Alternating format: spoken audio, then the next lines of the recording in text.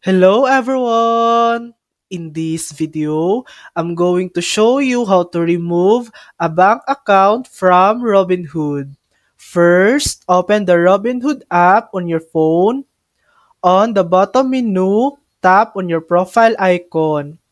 In the top left corner, tap on the menu icon. This will open up your settings menu. From here, tap on Transfers.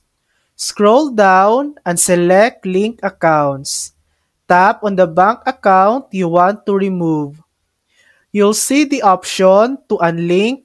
Tap it, confirm, and that's it. Your bank account has been removed from Robinhood. And that's how to remove a bank account from Robinhood. Thanks for watching! If this video helped you, please like and subscribe for more helpful tutorials.